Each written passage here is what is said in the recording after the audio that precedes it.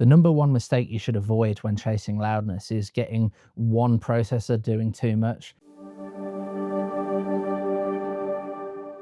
What originally pulled me into professional audio was playing guitar as a teenager, and I always thought I was going to end up studying computer science at university. And what ended up happening is I did a year of that and then decided that music was my primary passion. I mean, think I already kind of subconsciously knew before that, but and took the safe route, the ones that career advisors and parents wanted you to. And then I decided, screw that, I'm going to do this. And through playing in bands and stuff, we were midway through making a record with my band at the time. And the producer then ended up leaving to do another project for a bigger major label band, and kind of to some degree left us in the lurch a little bit. So I decided, hey, I'll try and finish it. And whilst looking back on it now, it was a terrible end result from me, but it kind of kicked this passion off. Working in many facets of professional audio, including, live touring and major festivals, and working in studios like Metropolis and Abbey Road, was the fact that there are two main things you're looking at when you're working in audio. One is, how quickly can I get results that keep the artist feeling confident in what they're doing and keeping them going, and also how to handle pressure. And now the pressure is very different in the studio compared to how it is live. In live, it has to be right then and there, and you've got that here and now. If something's going wrong, it needs to be fixed right away. Whereas in the studio world, things have to stand the test of time, and it's that quest for perfection.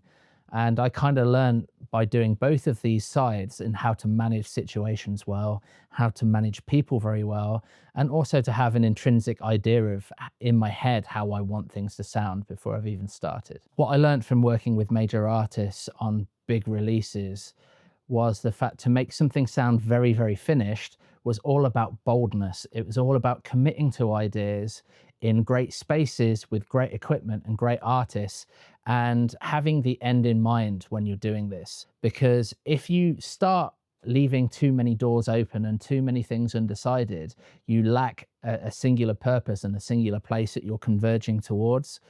And I found that when you're really bold and destructive on the way in, and you're, working on your intuition, that you generally end up in a much better place at the end of it. So one of the reasons that I got into professional audio development was that I had so many ideas that I wanted to accomplish, and no plugins that would do exactly what I wanted. And this was going way back to about 2012, 2013. And one of the things about back then was I had no idea of, audio plugin development and how to develop VSTs, or even much about C++, even though I'd done some programming back in A levels and the first year of university. I hadn't done any maths in like 20 years, and hadn't done any programming either. And so I started trying to pay someone else to implement these ideas and make plugins for me, but I never had enough budget to do it well. And I was always unhappy with the results I got back from people. So I thought, hey, why don't I try and do it myself? So I enrolled at the University of West London and did a master's in audio programming. This was around 2017-ish, 2018. And because it was part-time, it was over 2 years. So the second year of that, just as I was kind of finishing off, COVID happened. And at this point, I was still working in my own studio in West London. And because of the economic climate and everything else going on at the time, I decided to close the studio. And that's what got me started working full time for audio companies making software. The problem that I was trying to solve when developing Endgame was how to get competitive loudness more easily. And I've always liked chaining a few different types of dynamics processor at the end of my mix or master bus.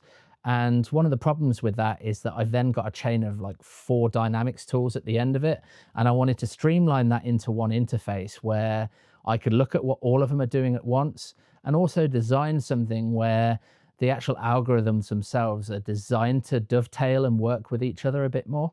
Endgame is your finishing plugin in your chain. So it's designed to get the maximum commercial volume out of your mix or master without the other artifacts that you normally associate with pushing a mix hard into compression. So I've used quite a lot of the all-in-one mastering chains made by other companies, and I've always found them that they're either trying to do it for you with AI-based tooling, or they're not quite flexible enough. And I wanted something that still was easy to use and had a great workflow to it, but had a bit more tweakability too.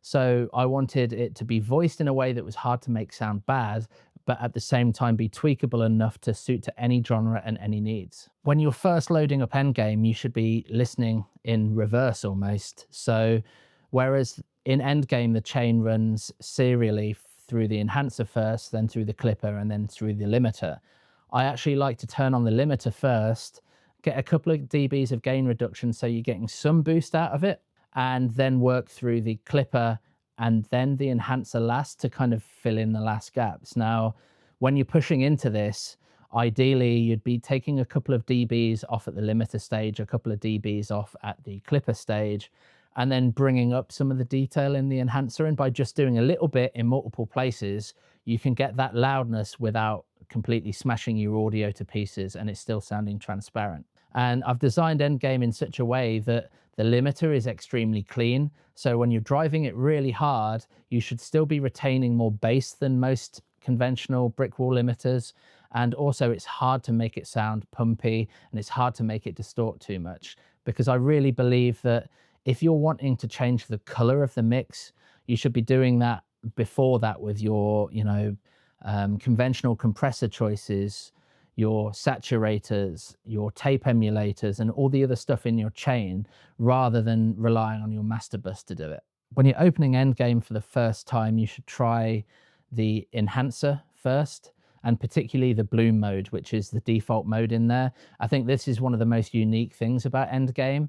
And the idea here is that it helps you to bring out all of the nuances, all of the room tone, all of the reverb tails, and the subtleties that aren't usually present when you're trying to compress the audio. And because it works in a novel way that it's not threshold based, it really brings out that character in a unique way. And what I usually like to do with it is to put it on a slightly slower attack time, ranging between 10 to 20 milliseconds, and then also have a fairly medium release, something in the region of 30 to 100 milliseconds. And by doing so, you're leaving all of the attacks alone, and you're bringing up all of the residual information where the room tone lives. You're even leaving the meat alone. So you're kind of just bringing out all of the detail. And the way that the enhancer works is a floor parameter. And what that does is exclude the noise floor. So anything below a certain level will get excluded from the upward compression that brings up all of the detail. So that means it won't bring out all of the hiss and the other things that happen when you've got very heavy upward compression going on. The number one mistake you should avoid when chasing loudness is getting one processor doing too much. So if you're smashing a limiter 6, 7, 10 dBs, you're likely to get a much worse result than if you're chaining a few dynamics processors together, all doing just a little bit. And by doing so, you kind of retain a lot more of the character and the movement, and you can shape the sound in different ways between the stages so that it doesn't become too audible. Endgame is great at avoiding the side effects of over compression on your mix or master bus by chaining all of the three main ways that you can increase the loudness and reduce the dynamic range of program material all in one unified interface. So by taking 1 to 2 dBs of gain reduction on the clipper and the limiter and doing roughly the same amount on the enhancer stage, all shaped slightly differently, can get you a much cleaner, louder and more exciting result than hammering your limiter by 6 dBs. Rather selfishly, I built Endgame for myself. It was a real need that I had, and I was a bit frustrated that my master bus had like 8 plugins on it, and I was always wanting 1 more, 2 more. And I thought, well, the last 3 or 4 plugins in that chain can actually be unified into one interface, and the way that I want them to work together, codified in such a way that I've simplified the workflow a lot. And I think it's perfect for any mixing or mastering engineer, and particularly those working in very contemporary modern genres where maximum loudness is the goal. After working for 20 years in professional audio, Endgame for me is a real pivotal moment, and it's one of the two or three things that I'm most proud of. And it's a accumulation of all that experience that I've had working in studios and live and knowing the needs of music producers, as well as the last decade I've spent mastering the idea of audio development and product design. So combining and melding those two fields together with my own thing, with my own company, and with my own products is an incredible milestone that I'm incredibly happy to finally be done with. Endgame is the final word in loudness because the limiter can be pushed hard without it artifacting and retains low end. The clipper can get you loud and proud without the artifacts. And then the enhancer brings out all of the detail in a sound without you having to try too hard. The limiter section of Endgame definitely took me the longest to develop. In fact, it took 2 to 3 months just on its own. And the reason for that is that I wanted something that was incredibly clean when driven very hard.